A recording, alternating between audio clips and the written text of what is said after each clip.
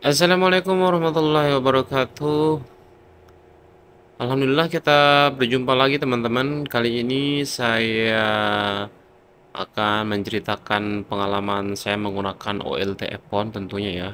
Karena di sini saya yang membuat konten di mana yang saya upload yang pernah saya alami di lapangan dan yang pernah sudah saya praktikkan ya. Kali ini karena saya lihat banyak sekali teman-teman yang masih terkendala yang menggunakan OLT Epon, yaitu OLT sejuta umat ya, sejuta umat, sejuta pengusaha RT RW net yang dimana yang menggunakan modal skala kecil ya, seperti saya ini teman-teman.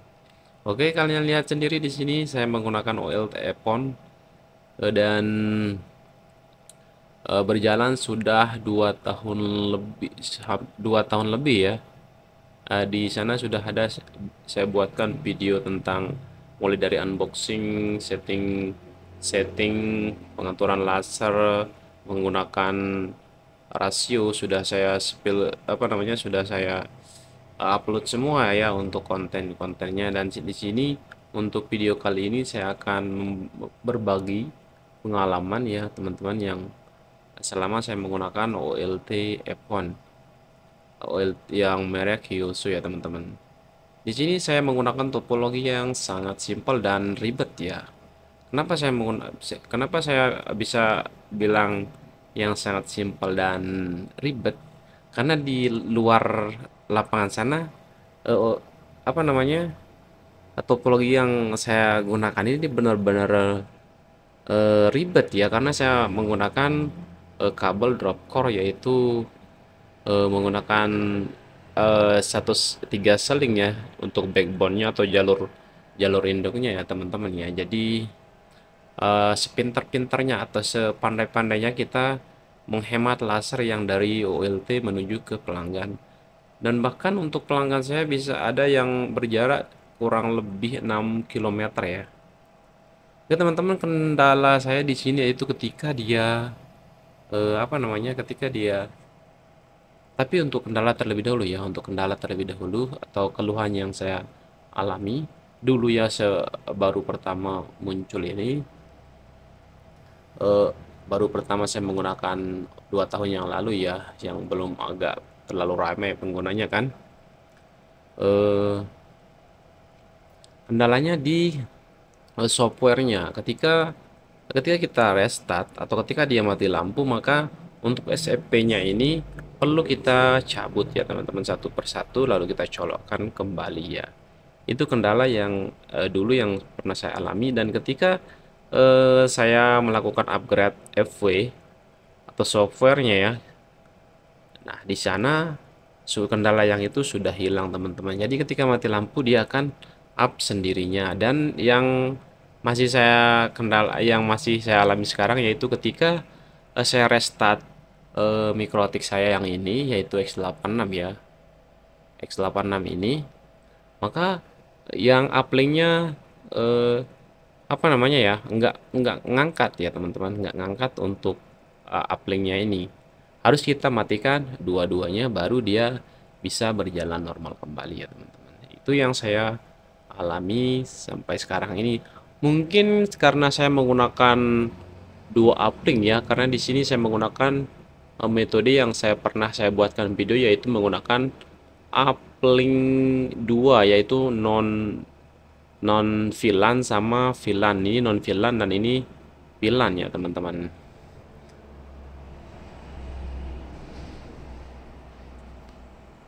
Itu teman-teman ya, kendala yang saya alami untuk OLT Hyoso. Untuk yang lainnya aman-aman saja ya teman-teman, yang nggak ada kendala, cuma di ketika kita restart saja ya tempat kendalanya.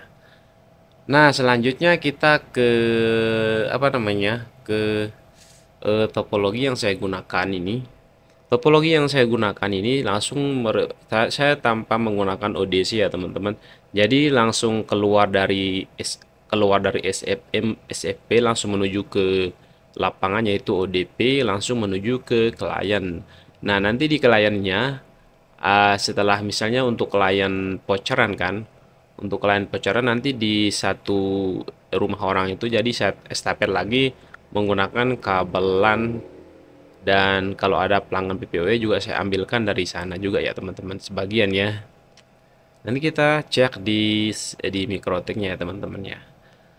Dan OLT ini luar biasa ya teman, OLT Epon Huyoso ini luar biasa ya teman-teman, karena ini OLT saya anggap apa namanya, bisa menangani berbagai apa namanya, berbagai mode, yaitu mode VLAN dan non VLAN dalam satu interface ya, dalam satu font ya, atau dalam keseluruhan fontnya teman-teman ya. Jadi nanti kita menyetingnya di ONT-nya seperti apa yang kita pengenkan. Tapi yang ONT yang support yaitu ONT Huawei yang pernah saya terapkan. Ketika saya menerapkan di ONT merek ZTE dan yang lainnya nggak bisa teman-teman. Jadi yang makanya kebanyakan saya menggunakan ONT Huawei ya teman-teman ya. Untuk misalnya untuk ONT Huawei-nya di misalnya klien pribadi kan teman-teman kan. Jadi langsung dari ONT saya setting pilihan kan. Nanti di apa namanya, di LAN yang keluar itu, di 4 LAN yang keluar ONT-nya itu seperti ini. Seperti ini nanti di ONT yang keluar ini misalnya kan setting one-nya, untuk one-nya ini Huawei ini pilihan kan. Nah, nanti saya di sini saya tidak akan menyetingnya, saya biarkan default ya. Jadi nanti yang keluar dari sini yaitu yang non pilihan ya teman-teman ya. Seperti itu yang topologi yang saya gunakan ya untuk ONT-nya yang di lapangan ya. Karena apa namanya? Apa namanya? Karena terlalu banyak ya, terlalu banyak yang ONT yang tersebar, jadi agak apa namanya, agak ribet juga kalau saya ganti semuanya ke VLAN untuk jalur yang satu ini ya teman-teman ya. Untuk yang PON 4 ya teman-teman, ini saya menggunakan non VLAN ya teman-teman ya untuk jalur yang ini. Dan yang tiga ini saya menggunakan VLAN. Nah, untuk saran saya teman-teman, lebih baik dari awal kalian menggunakan VLAN, nggak perlu menggunakan non VLAN ya teman-teman. Karena di sini saya sudah terlanjur menggunakannya, jadi saya uh, capek juga nanti kah menyeting 50 modem ke masing-masing klien, yaitu klien hotspotnya. Kalau untuk klien rumahan bisa saja kita setting dari server sini ya. Jadi nanti kan kebanyakan yang saya lepas di lapangannya itu apa namanya, ONT-nya untuk mode hotspotnya teman-temannya. Jadi nanti kalau kita setting dari server, takutnya trouble-nya nanti semua ya, karena pernah dulu berdampak ya,